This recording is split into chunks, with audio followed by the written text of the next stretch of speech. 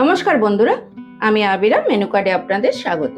আজকে আমি ফুলকপি বাজার থেকে নিয়ে এসেছি, আর বাড়ির লোকে বলছে কি এমন অফ সিজনের ফুলকপি খাবো না। আমি বললাম আচ্ছা, এমনভাবে বানিয়ে দেব যে হাত চেটে খাবে। তাই সেটা বানানোর জন্য নিয়ে নিলাম গোটা 8টে কাজু, একটা মিক্সিং জারে নিলাম অল্প একটু তিল, এই 1 চামচ মতো, আর দেব পোস্তটাও 1 চামচ মতো দিয়ে দিলাম।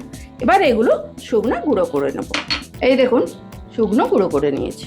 এবার এর মধ্যে দিয়ে দেবো কয়েকটা রসুন, 1 ইঞ্চি মতো আদা, আর 2টো পেঁয়াজ কুচানো, দেব 2টো পাকা লঙ্কা, আর দেব অল্প একটু টমেটো কুচানো, দিয়ে এটা আবার ভালোভাবে পেস্ট করে নেব।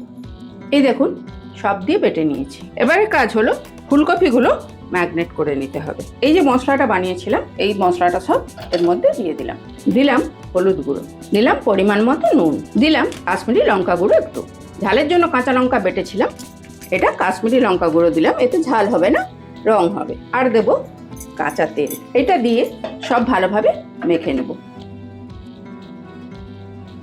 এটা সুন্দরভাবে মেখে এরপর ঢাকা দিয়ে এটা ছেড়ে দেবো 2 ঘন্টা। বলুন তো এটা কি রান্না হচ্ছে? এটা হচ্ছে ফুলকপির চাপ। আপনারা চিকেন চাপ অনেক খেয়েছেন, এই ফুলকপির চাপ একদিন বানিয়ে খেয়ে দেখবেন, দারুণ লাগবে। 2 ঘন্টা হয়ে গেছে, এবার মেন প্রসেসে যাব। গ্যাসে একটা কড়া বসিয়ে নিয়েছি, এরপর এর মধ্যে দিয়ে দেবো খানিকটা ঘি, একটু বেশি পরিমাণেই দিলাম। ঘিটা গরম হয়ে যেতেই দিয়ে দেবো সেই ম্যাগনেট করা ফুলকপিগুলো। এই সময় গ্যাসটা কমিয়ে রাখবেন, নাহলে ঠিকিয়ে গায়ে আসবে। দিয়ে দিলাম বাটি ধোয়া অল্প একটু জল। এরপর এটা ঢাকা দিয়ে রেখে দেবো 10 মিনিট। ফুলকপি থেকেই জল বেরোবে আর সেদ্ধ হবে। 10 মিনিট হয়ে গেছে। এবার দেখুন বেশ ফুলকপিগুলো নরমও হয়ে এসছে। এরপর এর মধ্যে দিয়ে দেবো টক দই, ফ্যাটানো টক দই, দিয়ে দিলাম বাটি ধোয়া অল্প একটু জল। এরপর দেবো এতে রোস্টেড কসুরি মেথিটা শুকনো খোলায় ভেজে তারপরে গুঁড়িয়ে নিয়েছি। এরপর এটা আরেকবার নাড়িয়ে নেব। এই সময়তে এতে দিয়ে দেবো অল্প একটু চিনি, খুব সামান্য, আর যদি চিনিতে কারো আপত্তি থাকে দেবেন।